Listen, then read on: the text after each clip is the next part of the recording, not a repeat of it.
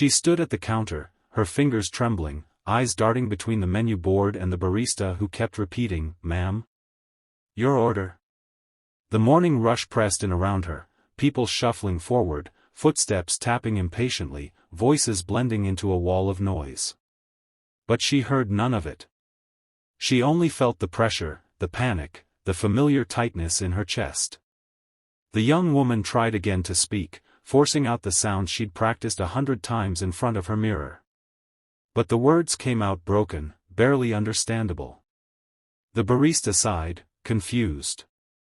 A couple of customers behind her grumbled. And that was when it happened, her eyes filled with tears. She hated moments like this. Moments that reminded her how different she was. How isolated her silent world could feel.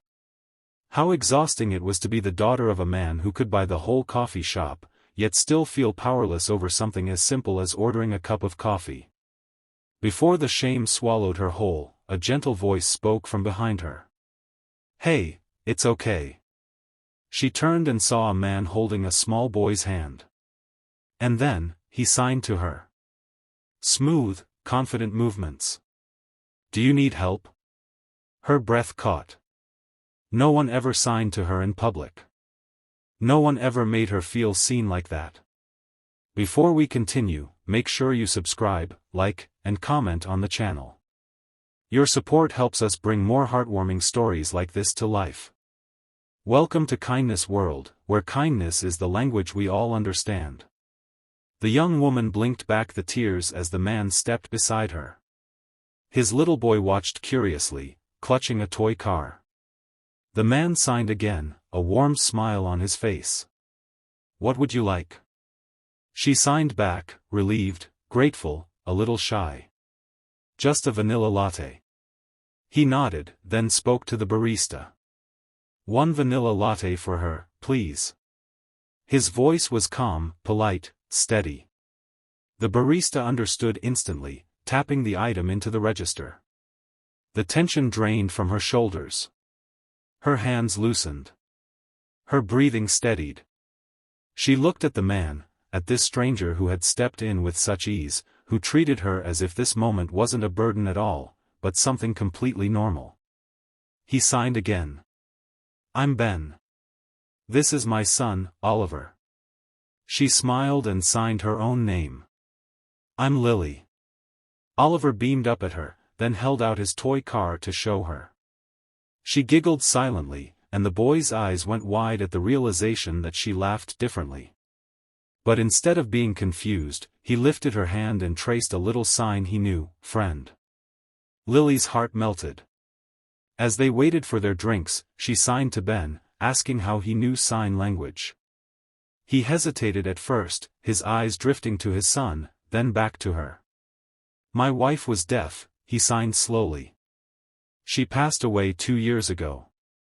Her breath caught again, but this time for a different reason. She touched her chest and signed slowly, "I'm sorry." He nodded gently, accepting it not as pity but as understanding. Ben explained that he'd promised his wife he would always speak Oliver's mother's language, so their son would grow up knowing every part of her, even the parts that lived silently. Lily listened with her heart in her throat. Something about the man, his honesty, his gentleness, tugged at a place deep inside her. When their drinks were ready, the barista called out names, and Ben gestured for Lily to follow him to a small table. They sat down, Oliver climbing onto the seat beside him, still proudly showing his toy car. Lily signed, "You didn't have to help me." Ben smiled. "I know. That's why I wanted to." His response warmed her more than the latte in her hands. She signed back, explaining how she avoided ordering alone because people often grew impatient. She knew lip reading was hard. She knew her voice sounded different. She felt eyes on her everywhere she went. Even though her father protected her from the world in every other way, he couldn't shield her from moments like this. Ben signed gently, "You deserve to be understood." She felt tears prick her eyes again. But this time, they weren't from frustration. They were from kindness. Just then, Oliver tugged on her sleeve and signed clumsily, "Pretty." Lily burst into a bright, silent laugh, her cheeks turning pink. Ben looked embarrassed and signed quickly to his son, "That's not something we say to strangers." But Lily shook her head, touching her heart. "It's okay." They spent the next 15 minutes chatting, the three of them, using signs, smiles, gestures. People around them barely noticed anymore. The little bubble they created felt warm and safe, like a pocket of peace in the middle of a busy world.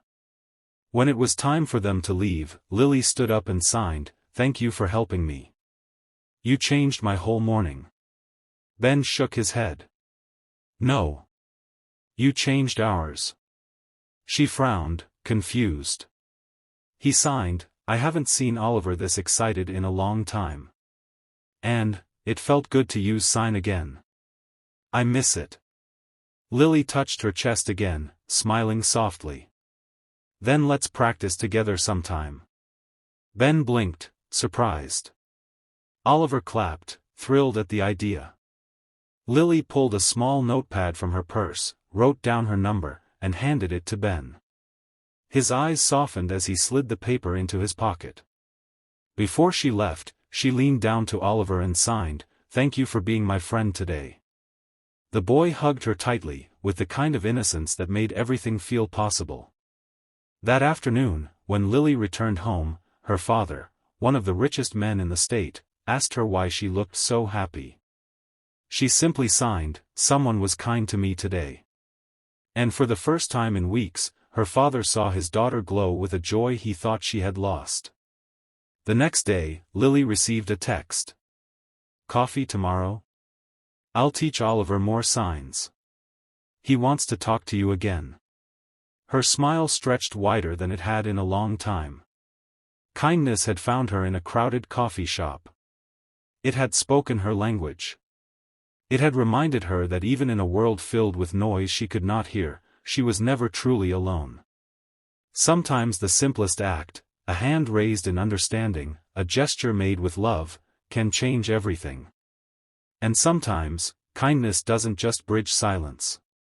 It brings people together in ways that echo louder than any sound ever could.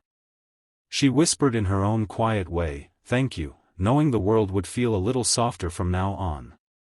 And so the story goes, a reminder that kindness doesn't need sound to be heard. It just needs a willing heart to speak it.